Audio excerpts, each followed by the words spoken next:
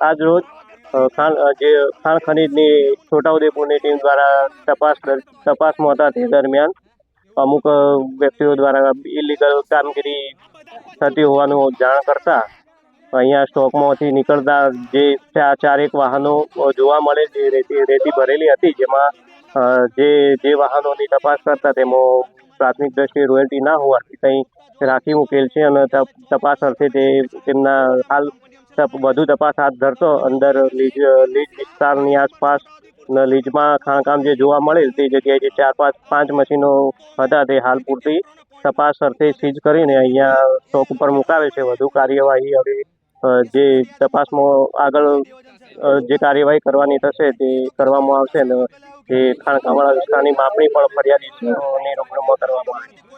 Sir, ટ્રેક્ટરો 4 હતા અને 2 ગાડી ભાગી ગઈ. ટ્રેક્ટરોમાં તપાસ સમયે જે અમે જ્યારે અંદર આવ્યા એ વખતે અમે કોઈ બી ટ્રેક્ટરો જોવા મળેલ નથી. ટ્રેક્ટરો ભાગી ગયેલા છે. પાવડાવાળા ટ્રેક્ટરો જો નંબર અને એવું હશે તો ના, એના વિડીયો અઠવાડિયાના વિડીયો છે સાહેબ. અઠવાડિયાથી 10-15 દિવસથી ચાલે છે ટ્રેક્ટરો. તો એ આધાર પુરાવા આ ખનીજની ગાડી ઊભી હતી તો એક ગનમેન ત્યાં મૂક્યો હતો. તો મારે એવું કહ્યું છે કે એ ગનમેન ત્યાં રાત દિવસે મૂકે છે તો મેં અધિકારીને એ જાણ કરી કે આ કોઈના વિરુદ્ધમાં આ કેટલું બધું બે નંબર ચાલે છે.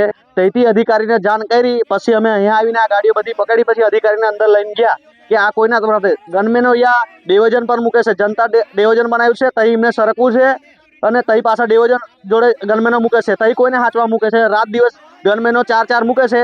તો નદીમાં હાંચવું, બ્રિજ કહેલું જ્યારે આટલું મોટું 2 નંબર ચાલતું હોય તો એમને ધ્યાન ત્યાં ડેવોજન પર શું રાખવાનું છે જરૂર છે એ લોકોને. ત્યાં ગનમેનો મૂક્યા છે અને એ મશીનો અહીં ચાલો એટલે ગાડી આવી. અધિકારીને મેં કીધું કે મારી કને સવારના વિડીયો છે તમને બતાવું. પછી અધિકારીએ સીધા ગાડી અહીં આવ્યા અને એમની પાછળ અમે આવ્યા. પછી અહીંથી અધિકારીઓને કીધું કે અમે લઈને આ ગાડીઓ ખાલી ગાડીઓ લઈ જવા કહેતા હતા. એ ગાડીઓ લઈ જઈએ અમે સીલ કરી દઈએ, અમને કાયદેસરની કામગીરી કરવા દો એમ. તો અમે કીધું કે ભાઈ અહીંથી જવાના જે ગુપ્તા સાહેબ છે, જો એક અધિકારી જો કહેતો હોય કે નાનો માનો છોટો માણસ ધંધો કરી શકે ને તો 4 માણસો મૂકીને એ ગુપ્તા કરીને છે ને અધિકારી એ કીધું હતું કે માણસો મૂક્યા હતા રાત દિવસ માટે. તો આ ગુપ્તા સાહેબને આ નહીં દેખાતું કે કેટલું 2 નંબર ચાલે છે, કેટલો ભ્રષ્ટાચાર છે, આ કોઈની નજર હેઠળ ચાલે છે અને આ બધા અધિકારીઓ મિલી ભગત છે. અમારી ધ્યાન મુજબ સાહેબ આ અહીંયા રોડની આજુબાજુ કોઈ નવા સ્ટોકની છેલ્લા 2 વર્ષથી કોઈ મંજૂરી આપતા નહીં. જ્યારે આ સ્ટોક અત્યારે મહિનામાં જ ચાલતો છે. આને મંજૂરી કેવી રીતે આપી ને એ વિષય તપાસનો વિષય છે સાહેબ.